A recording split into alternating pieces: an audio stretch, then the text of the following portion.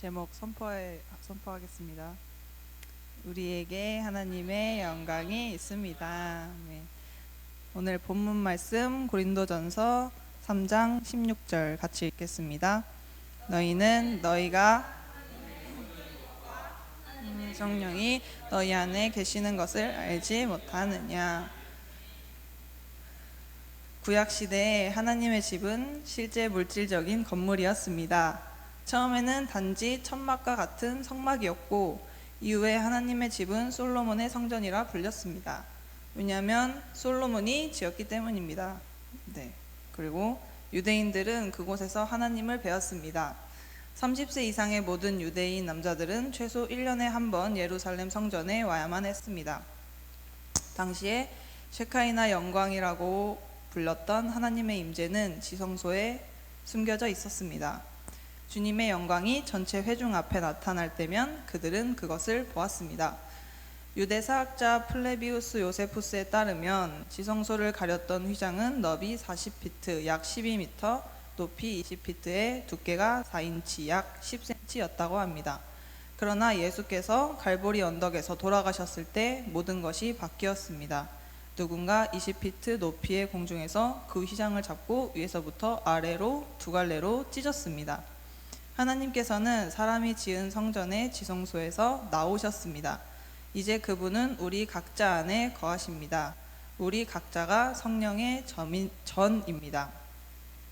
히브리서 3장 6절 같이 읽겠습니다. 그리스도는 하나님의 집을 맡은 아들로서 그와 같이 하셨으니 우리가 소망의 확신과 자랑을 끝까지 굳게 잡고 있으면 우리는 그의 집이라. 디모데전서 3장 15절도 같이 읽겠습니다. 만일 내가 지체하면 너로 하여금 하나님의 집에서 어떻게 행하여야 할지를 알게 하려 함이니 이 집은 살아계신 하나님의 교회요 진리의 기둥과 터니라. 여기서 이제 교회는 즉 사람들이 하나님의 집이라는 것을 뜻합니다. 또 고린도전서 3장 16절도 같이 읽겠습니다. 너희는 너희가 하나님의 성전인 것과 하나님의 성령이 알지 못하느냐. 아멘. 다시 말해 바울은 너희는 너희가 하나님의 집인 것을 알지 못하느냐라고 말하고 있는 것입니다. 그가 말하는 대상인 고린도 사람들은 성전에 대해 알고 있었습니다. 그 도시는 다른 신들을 섬기는 모든 종류의 성전으로 가득 차 있었습니다. 그러나 바울은 너희가 하나님의 성전이고 하나님의 성령이 너희 안에 거하신다라고 말하고 있습니다. 요한도 이렇게 적었습니다. 너희 안에 계신 이가 세상에 있는 자보다 크심이라. 이것은 사실입니다. 여러분 각자는 하나님의 성전입니다. 이 사실을 알아보거나 이해하지 못하고 있습니다. 알아본다는 것은 본다라는 뜻이기도 합니다. 여러분은 어떤 것을 이해하지 못해도 볼 수 있습니다. 저는 텔레비전을 보지만 전기에 대해서는 아무것도 모르고 알지도 못합니다. 즉 저는 보지만 이해는 못합니다. 우리는 많은 것을 보기도 하고 알기도 하지만 그렇다고 꼭 우리가 이해했다는 뜻은 아닙니다.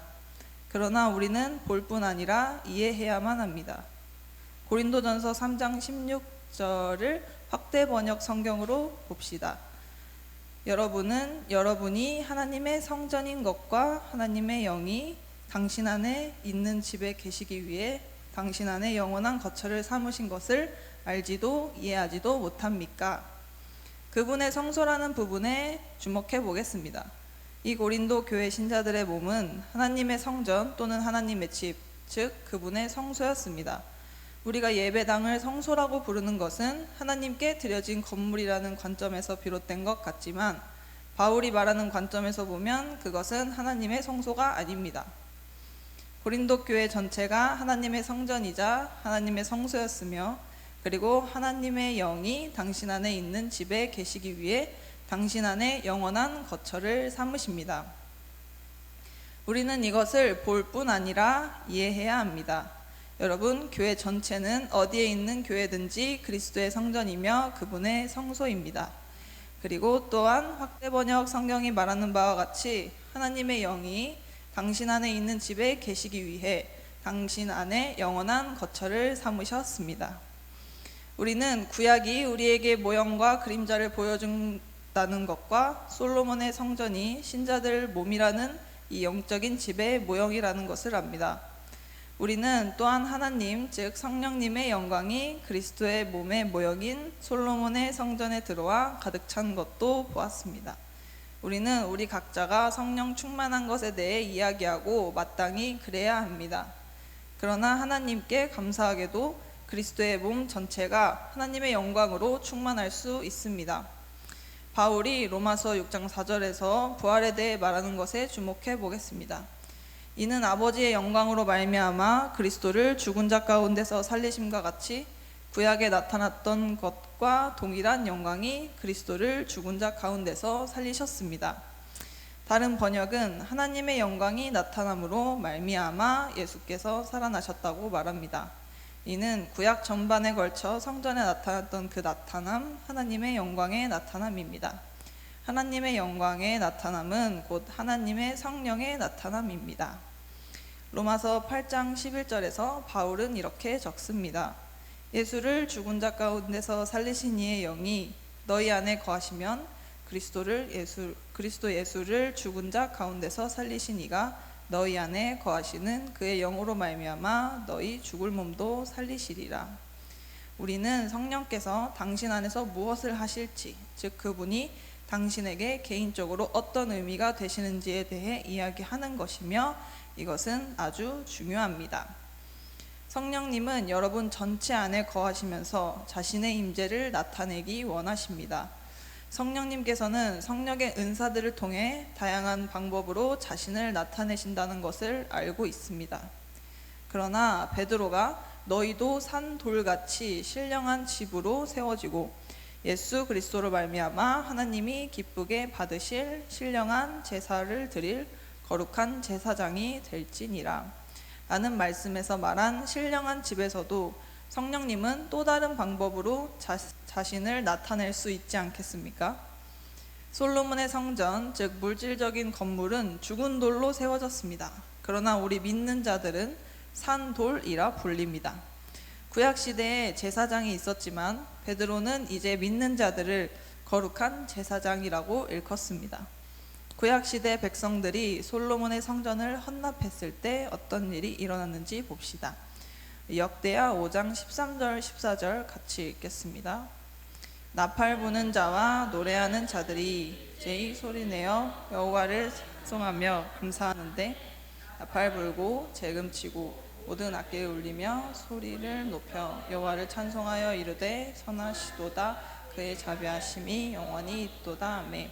그때 여호와의 전에 구름이 가득한지라 그 구름으로 말미암아 이미 서서 이는 여호와의 영광이 감이었더라. 아멘. 여러분, 하나 되어 노래하고 기도하고 찬양하고 경배하는 것은 하나님께서 그 자리에 임하게 하시는 특별한 힘이 있습니다. 합심 기도에는 능력이 있습니다. 모든 악기 연주자와 노래하는 자와 제사장과 그의 솔로몬의 성전이 헌납되는 현장에 있던 모든 사람들이 일제히 합심하여 한 곡조로 목소리를 높였습니다. 노래하는 자들은 선하시도다 그의 자비하심이 영원히 있도다 라는 부분을 반복하여 불렀습니다. 그러자 주님의 집이 하나님의 영광으로 가득 찼고 구름이 그 집에 가득 차서 제사장들은 서서 섬길 수가 없었습니다. 하나님께서 그때보다 지금 조금이라도 덜 선하십니까? 하나님은 좋으신 하나님이십니까? 아니면 반은 좋고 반은 나쁘신 하나님이십니까? 그분은 좋으십니다. 주님은 선하시고 그 자비가 영원하십니다. 솔로몬의 성전 헌납식에서 이들 연주자들과 노래하는 자들이 합심하고 목소리를 높여 찬양하고 경배함으로써 영광이 나타나고 그 영광이 성전을 가득 채웠습니다. 사도행전 4장 23절 24절도 같이 읽겠습니다. 사도들이 노임에 그 동료에게 가서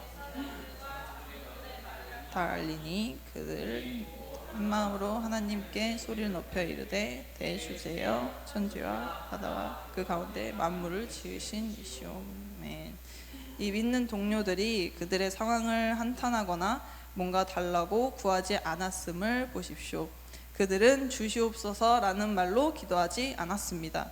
우리는 하나님에 대해서, 그분의 인격에 대해서, 그분의 성품에 대해서, 그분의 기질에 대해서 배워야 합니다. 그분은 높임받고 경배받으실 때 그 자신을 나타내십니다. 구약에서 백성들이 한 마음으로 목소리 높여 말할 때 자기 자신에 대해 말한 것이 아니라 선하시도다 그의 자비하심이 영원히 있도다 라고 말한 것을 보십시오. 그들은 주님에 대해 말했습니다. 하나님께서는 사람들이 그분을 높이기 시작할 때 그분의 영광을 나타내십니다. 그리고 베드로와 요한과 그들의 동료들이 사도행전 4장에서 한 기도를 보면 그들은 이렇게 기도하기 시작했습니다. 주님, 당신은 하나님이십니다. 그들은 하나님에 대해 말하고 그분을 경배하고 높여드리면서 시작했습니다. 이것들이 그들의 기도였습니다. 사도행전 4장 31절 같이 읽겠습니다. 빌기를 다음에 모인 곳이 진동하더니 무리가 다 성령이 충만하여 담대히 하나님의 말씀을 전하다. 아멘. 이 말씀을 보면 각 사람이 다 성령 충만을 받음으로 믿는 자들의 몸이 하나님의 성전이 되었습니다. 그들이 마음을 하나로 모으자 그 몸이 성령으로 충만해졌습니다. 우리 모두는 내주하시는 성령님을 모시고 있습니다. 모든 거듭난 사람은 내주하시는 성령님을 모시고 있습니다. 당신은 성령 충만 받고 다른 방언을 말할 수 있습니다. 그런데 이 성경 구절에서 또 다른 것을 볼 수 있습니다. 그들은 모두 즉 믿는 자들의 몸으로서 그들은 마치 하나님의 영광이 솔로몬의 성전이라는 물질적인 건물을 가득 채웠듯이 성령 충만을 받았습니다.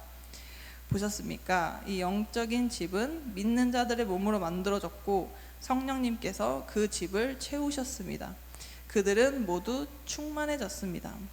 그리고 무슨 일이 일어났습니까? 그 장소가 진동했다고 31절은 말합니다. 사람은 누군가 성령 충만을 받고 몸을 흔들거나 쓰러질 때 매우 좋아합니다. 건물이 흔들리는 것도 기대하십시오. 하나님의 영광은 때로 바람처럼 안개처럼 나타나기도 합니다. 성경은 성령님께서 자신을 바람처럼 나타내신 것에 대해 이야기합니다. 오순절이 그런 날이었습니다. 사도행전 2장 1절에서 2절 같이 읽겠습니다. 오순절 날이 이미 이름에 그들이 같이 한 곳에 모였다니 으로부터 급하고 강한 바람 같은 소리가 있어 그들이 앉은 온 집에 가득하며 우리는 하나님의 영광에 대해 잊고 있지 않습니까?